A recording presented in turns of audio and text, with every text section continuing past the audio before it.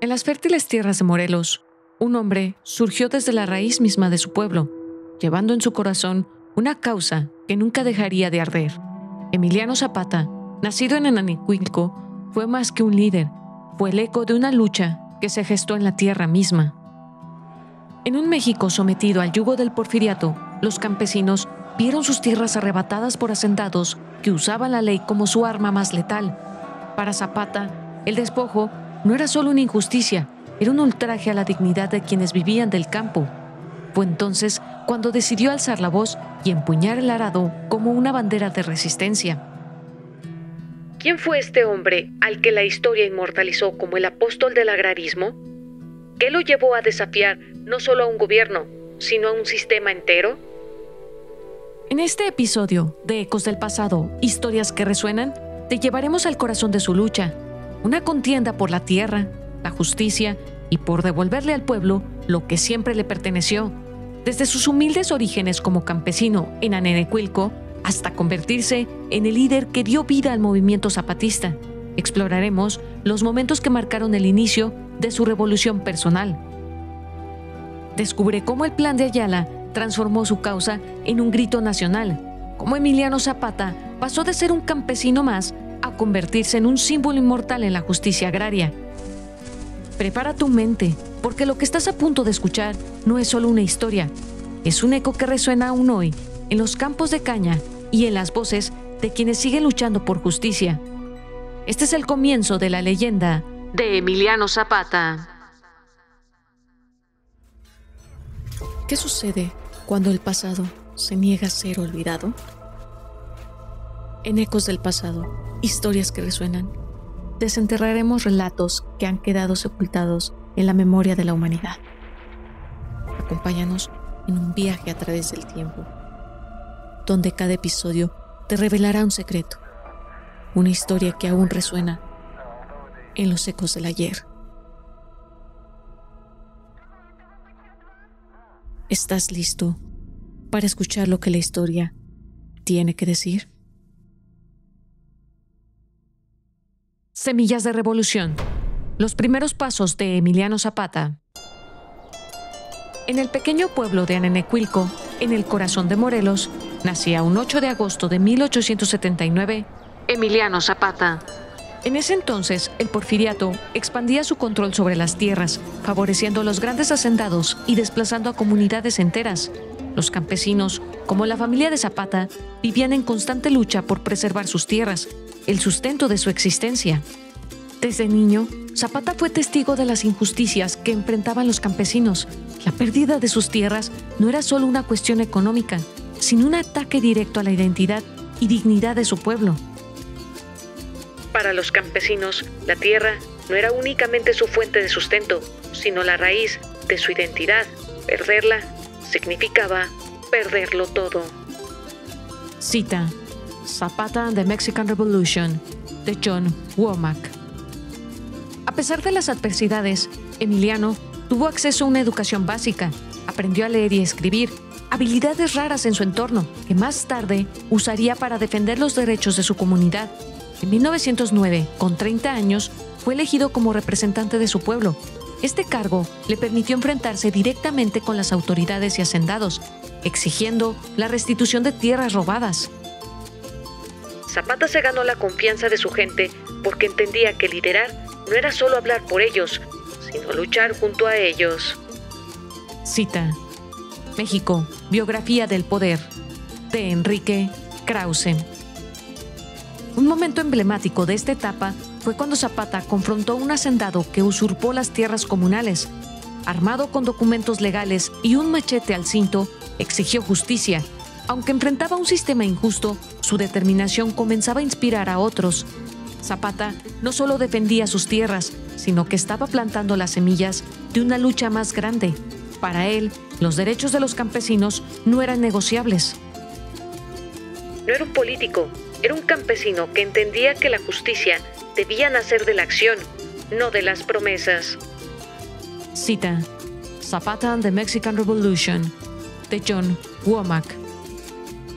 Ananecuilco no fue solo el lugar donde nació Emiliano Zapata, fue el terreno fértil donde crecieron los ideales que lo convertirían en el apóstol del agrarismo.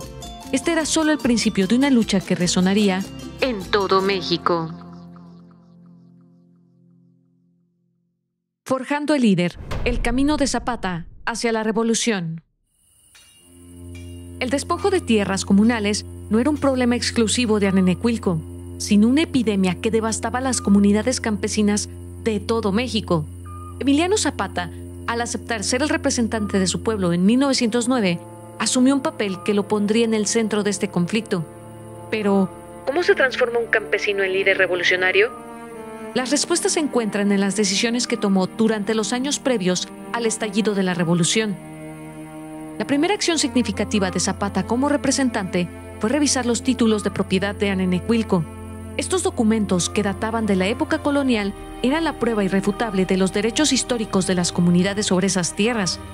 Con esa evidencia, Zapata lideró una delegación que confrontó a las autoridades locales, aunque los tribunales respaldaron a los hacendados. Este fracaso no desalentó a Zapata, al contrario, encendió su determinación. Para Emiliano Zapata, perder no significaba rendirse, sino entender que cada derrota era un paso hacia una lucha más grande.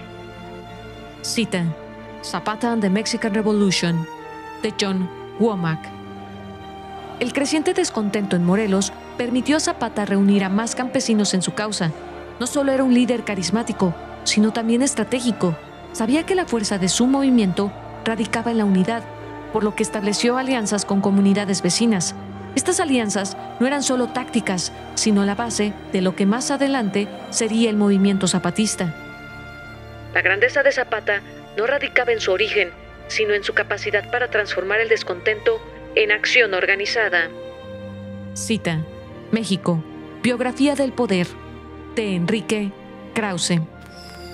En 1910, mientras el porfiriato celebraba un siglo de su independencia, los campesinos enfrentaban una opresión renovada. Las festividades contrastaban con la realidad de comunidades como Anenecuilco, donde los campesinos tenían que luchar para sobrevivir. Zapata comenzó a entrenar a los campesinos en tácticas básicas de defensa. A menudo usaban machetes y herramientas agrícolas, pero lo que les faltaba en armas lo compensaban con convicción. Un evento clave ocurrió cuando Zapata lideró a su comunidad en la recuperación de tierras usurpadas. Durante esta acción, los campesinos redistribuyeron las tierras entre las familias más necesitadas. Este acto no solo desafió al sistema, sino que sentó un precedente para futuras acciones. Fue aquí donde el lema «Tierra y libertad» comenzó a resonar como el grito de batalla de los zapatistas. La tierra para Zapata no era un bien negociable, era la esencia de la libertad y la dignidad de su pueblo. Cita: Zapata and the Mexican Revolution, de John Womack. Conforme se acercaba 1911, las tensiones en Morelos alcanzaron un punto crítico. Zapata se dio cuenta de que la lucha local no sería suficiente. Su causa debía resonar a nivel nacional para desafiar al régimen de Porfirio Díaz. Durante una reunión con líderes campesinos, Zapata declaró: «Prefiero morir de pie que vivir de rodillas». Cita: Zapata and the Mexican Revolution, de John Womack.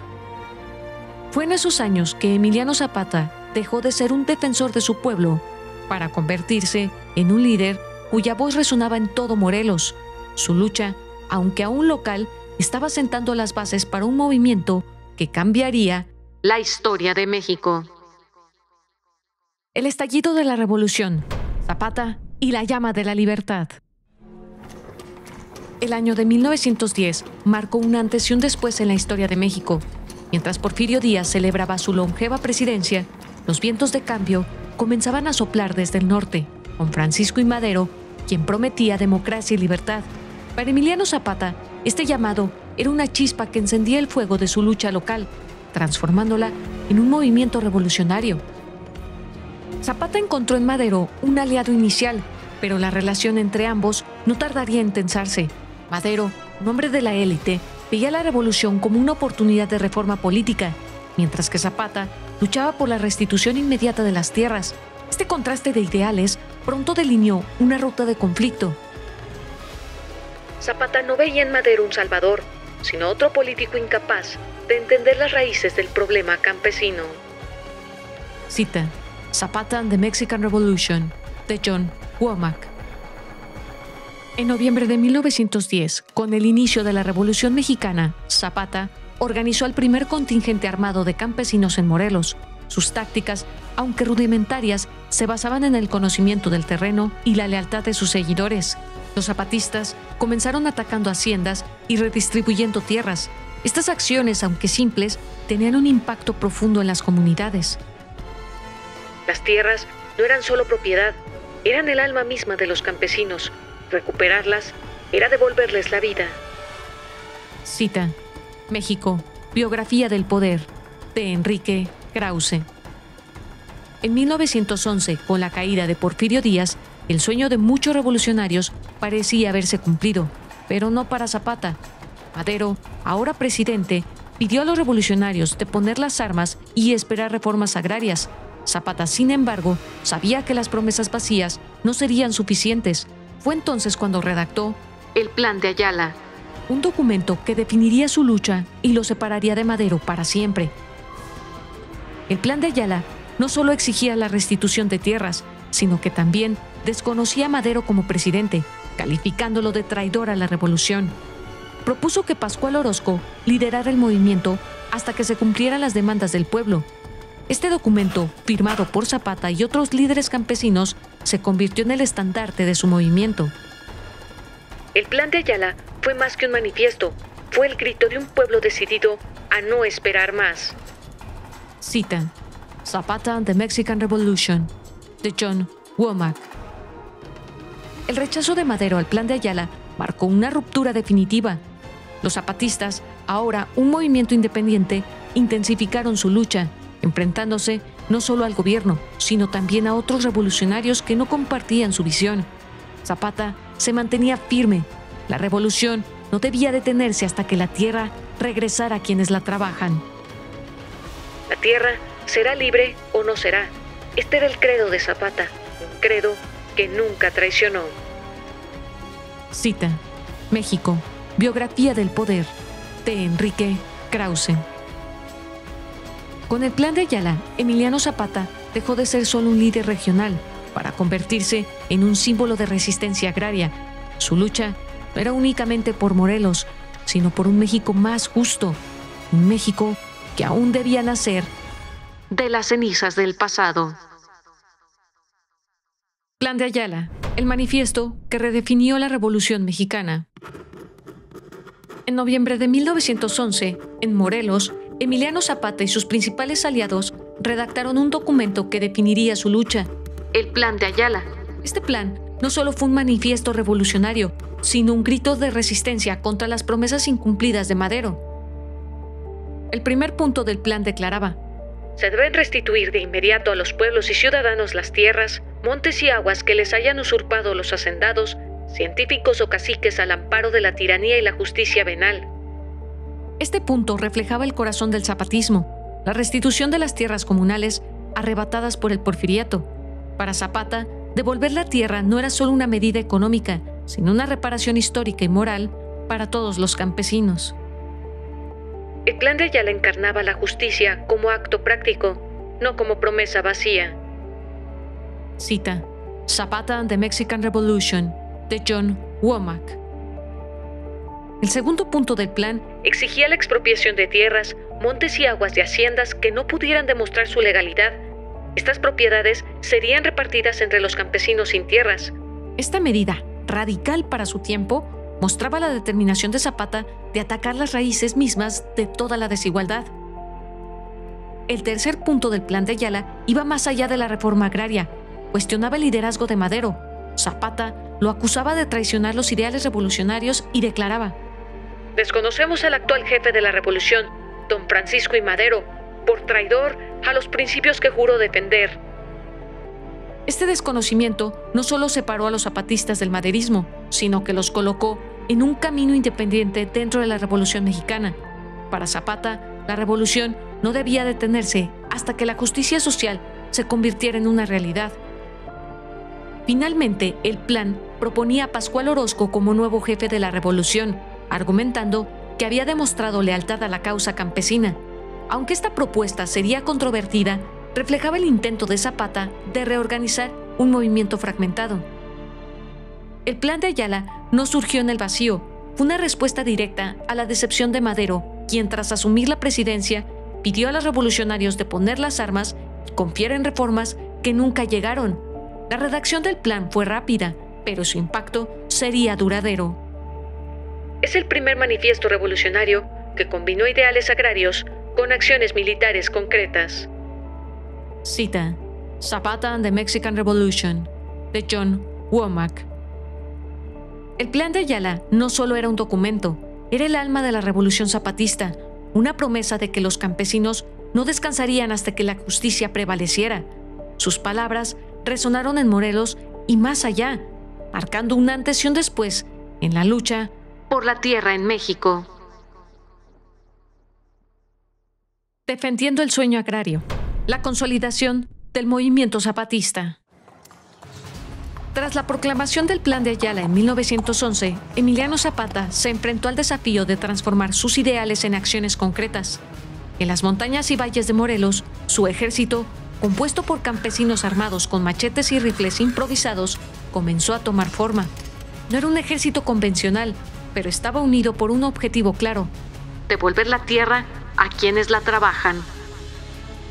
La estrategia de Zapata no se basa en la fuerza bruta, sino en el conocimiento profundo del terreno.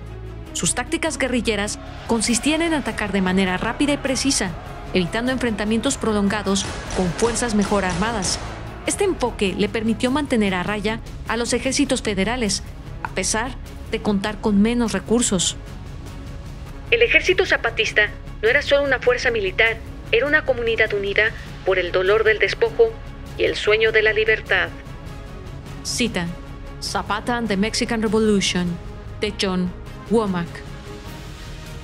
Las primeras victorias zapatistas, como las tomas de haciendas en Morelos, no solo debilitaron al régimen, sino que también fortalecieron la moral de sus seguidores. Estas haciendas fueron redistribuidas entre los campesinos, demostrando que el movimiento zapatista cumplía con sus promesas. Zapata no era solo un líder militar, era un símbolo de esperanza para todos los oprimidos. Cada victoria de Zapata era un recordatorio de que los campesinos podían cambiar su destino. Cita: México, Biografía del Poder, de Enrique Krause. Sin embargo, el avance de los zapatistas no estuvo exento de desafíos.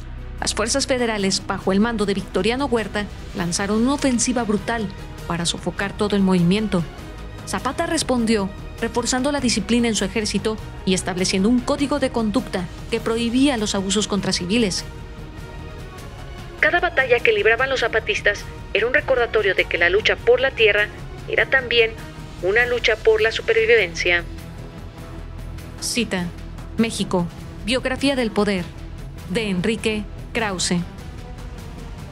A medida que la lucha se intensificaba, Zapata comenzó a coordinar con otros líderes revolucionarios. Aunque las alianzas fueron temporales y a menudo tensas, estas conexiones permitieron extender la influencia del zapatismo más allá de Morelos. En cada paso, el ejército zapatista demostraba que su lucha no era solo militar, sino también moral. Con cada victoria, Emiliano Zapata y su ejército reafirmaban su compromiso con los ideales del Plan de Ayala. Su movimiento no solo defendía la tierra, sino que comenzaba a transformar el mapa político de México. Sin embargo, las amenazas contra Zapata crecían y su lucha estaba lejos de terminar. El legado del Plan de Ayala, Zapata y la lucha sin tregua. Consolidado como el líder indiscutible del zapatismo, Emiliano Zapata no solo defendía su causa en el campo de batalla, sino también en el ámbito político. El Plan de Ayala se había convertido en la guía moral y estratégica de su movimiento, una bandera que ondeaba en cada enfrentamiento, pero mantener viva esta lucha implicaba enfrentarse a desafíos aún mayores. En 1913, la traición de Victoriano Huerta al derrocar y asesinar a Madero marcó un nuevo capítulo en la Revolución Mexicana. Zapata, fiel a sus principios, rechazó cualquier tipo de trato con el régimen de Huerta y reforzó su compromiso con los ideales del Plan de Ayala. Sin embargo, esta postura lo enfrentó a nuevos enemigos, incluidos antiguos aliados. El Plan de Ayala no era solo un documento, era un juramento que definía a quienes lo seguían y condenaba a quienes lo traicionaban. Cita Zapata and the Mexican Revolution, de John Womack. A pesar de las traiciones, Zapata mantuvo la disciplina en su ejército. Cada hacienda tomada y cada territorio recuperado era un paso hacia el cumplimiento de su visión. En Morelos, las tierras eran redistribuidas, las escuelas reconstruidas y la vida campesina recuperaba su dignidad perdida. Zapata no solo lideraba una revolución, lideraba una reconstrucción de lo que el porfiriato había destruido. Cita México, biografía del poder, de Enrique Krause. Sin embargo, el precio de la resistencia era alto. Los zapatistas enfrentaban el desgaste de años de guerra y la creciente presión de Carranza, quien buscaba consolidar su propio poder. Zapata, fiel a sus ideales, se negó a negociar con Carranza, viendo en él una continuidad de las injusticias del pasado. La integridad de Zapata era inquebrantable. Prefería morir luchando que vivir bajo una falsa paz. Cita Zapata and the Mexican Revolution, de John Womack. En los últimos años de su lucha, Zapata comenzó a atraer la atención de figuras internacionales. Su causa resonaba más allá de México, convirtiéndose en un símbolo de resistencia para los oprimidos de todo el mundo. Cada batalla, cada discurso, reforzaba su legado como un hombre que nunca traicionó sus principios. El Plan de Ayala no era solo el corazón de la lucha zapatista, era el grito de un pueblo que se negaba a ser silenciado. Para Emiliano Zapata, la revolución era eterna, una llama que debía mantenerse encendida hasta que la justicia floreciera en cada rincón de México. Zapata, el símbolo eterno de la Revolución Mexicana. Desde los campos de caña en Anenecuilco hasta los gritos de batalla en Morelos, Emiliano Zapata transformó una lucha local en un movimiento que marcó el rumbo de la Revolución Mexicana. Su causa, encapsulada en el Plan de Ayala, no era solo una protesta contra el despojo, sino una afirmación de que la justicia era posible si se luchaba por ella. Zapata no buscó el poder, buscó devolver al pueblo lo que siempre le perteneció. Este ideal lo convirtió en una amenaza para quienes veían la revolución como una oportunidad de consolidar su dominio. Pero más allá de los conflictos internos, Zapata siguió siendo fiel a su causa, demostrando que los verdaderos líderes no se miden por sus títulos, sino por su capacidad de inspirar a otros.